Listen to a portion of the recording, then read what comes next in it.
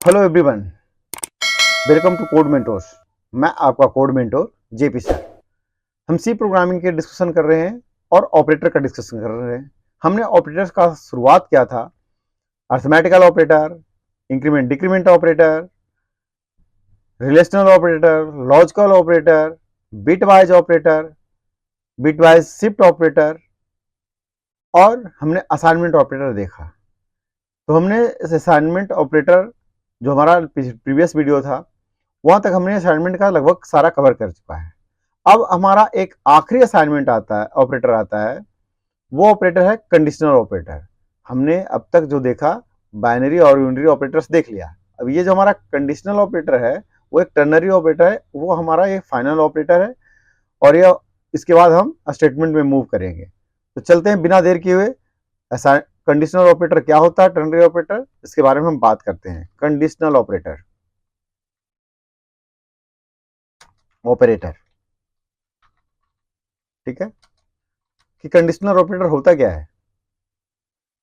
सो इसको क्या बोलते हैं, it is a ternary operator, क्योंकि ये 3 सेक्शन पे काम करता है। ठीक है, एक कंडीशन होता है और 2 उसके फॉलोड सेक्शन होते हैं। ठीक है, तो which works on a condition if condition is true then it execute first block of the statement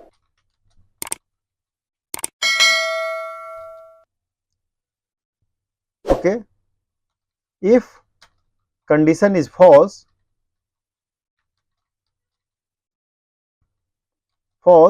then it execute the second block of the statement। कि अगर कंडीशन ट्रू होता है तो पहला ब्लॉक ऑफ स्टेटमेंट, और अगर condition false होता है तो second block of statement execute करता है। सो इसका मतलब क्या है कि इसमें 3 अलग अलग स्टेटमेंट होते हैं। It means in same statement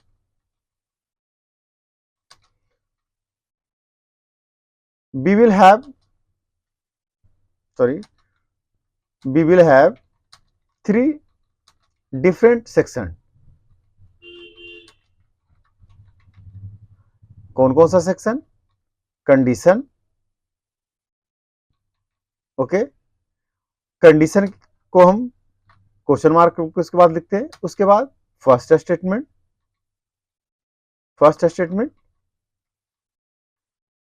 STMT उसके बाद कॉलन, फिर सेकेंड स्टेटमेंट।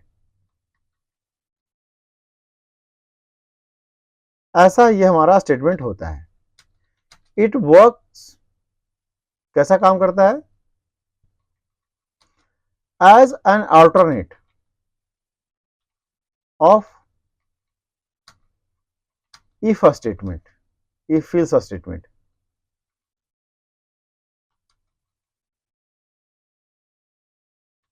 ये इफ एल्स जो स्टेटमेंट है ना उसका एक अल्टरनेटिव के तरीके से काम करता है।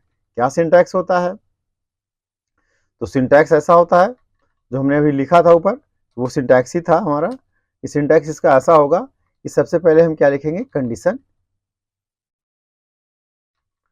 ठीक है, और कंडीशन के बाद हम लिखेंगे क्वेश्चन मार्क। अगर ये कंडीशन ट्रू होगा, तो फर्स्ट स्टेटमेंट, ठीक है, और अगर ये फॉल्स होगा तो सेकेंड स्टेटमेंट। ऑटोमेटिकली ये एग्जीक्यूट करेगा। ऐसा इसका हमारा होता है स्ट्रक्चर। सो आइए हम चलते हैं आईडीज पे और हम इसका प्रोग्राम करके देखते हैं, सो दैट वहां से हमें बेटर अंडरस्टैंडिंग मिलेगी कि कैसे ये काम करता है। We will see few examples, हम लोग कुछ एग्जांपल्स देखेंगे सो ताकि हमारा ये क्लियर हो जाए। तो चलते हैं बिना देर किए हुए हम किधर, अपने आईडी के ऊपर, ठीक है, और बनाते हैं एक प्रोग्राम। क्या, कंडीशनल डॉट सी। ठीक है, और लिख देते हैं कमेंट के अंदर program to illustrate conditional operator. Okay, hash include stdio.h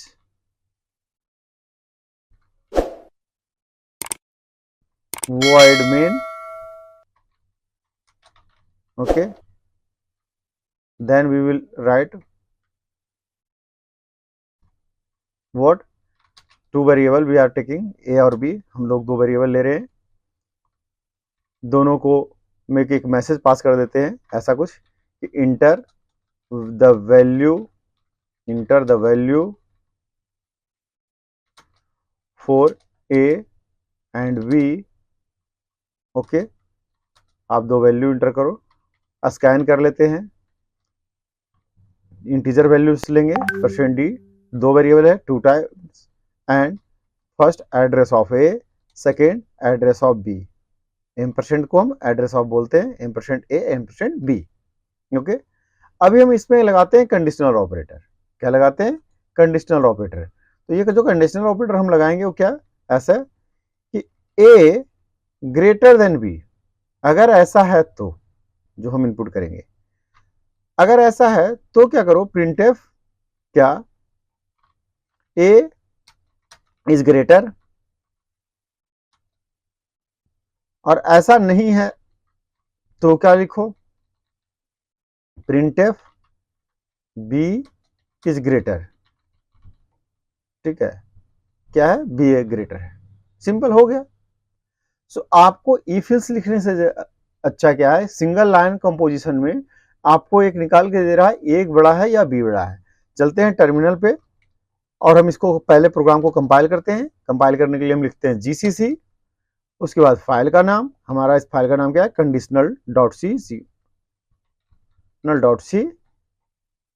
अरे कुछ तो मिस्टेक हो गया नेम में, क्या है, CONDTIO हो गया है। ठीक है, TIONL ऐसा .c। ठीक है, क्या बात है, CLS GCC कंडीशनल COD लिखा हुआ है, CODTIONL कंडीशन ऐसा लिखा गया है। ठीक है, इसलिए वो फाइल नहीं मिल रहा था, मिल गया, कंपाइल हो गया। अब इसको हम क्या करते हैं, रन करते हैं। ए और बी के लिए वैल्यू इनपुट करते हैं कि हमने इनपुट किया सब कुछ 10 और बी के लिए 30, तो क्या होगा, b is greater. Rerun program दोबारा रन करते हैं। अभी हमने किया बी के लिए 20 और ए के लिए ए के लिए 20 और बी के लिए 10, तो ए इज ग्रेटर। तो इस तरीके से हम काम करते हैं कंडीशनल ऑपरेटर में। इसके अलावा आपको और भी कुछ करना है तो ऐसा एक मैनिपुलेशन और हम कर सकते हैं, इसी में से हम ऑड और इवन नंबर भी निकाल सकते हैं कि लाइक अगर हम, हमारा वीडियो थोड़ा शॉर्ट हो जाएगा, मैं सिर्फ इसको कमेंट कर दिया हूं। ठीक है, हम ऐसा कर सकते हैं कि a मॉडुलस बाई 2, ठीक है, इक्वल्स टू 0। चलो ये सेपरेट प्रोग्राम बना लेते हैं। ठीक है, क्योंकि आपका एग्जाम में ये एक यूनिवर्सिटी में आया हुआ है, तो एक काम करते हैं कि हम एक सेपरेट ही प्रोग्राम बना लेते हैं। ठीक है, अब लिख देते CONDITIONL.c। अभी ठीक है, प्रोग्राम टू फाइंड, ये एक एग्जाम में आया हुआ है क्वेश्चन है, प्रोग्राम टू फाइंड ओड और even number using conditional operator. ठीक है, लिखते हैं hash include stdio.h void main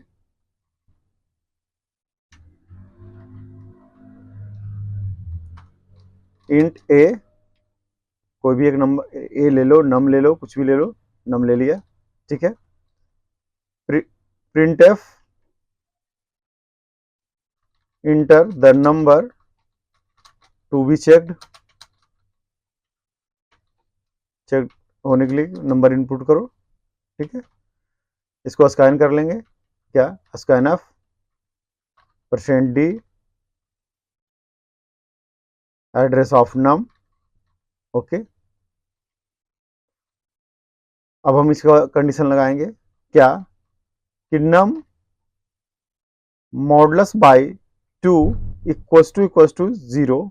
अगर ऐसा है तो क्या है, प्रिंट एफ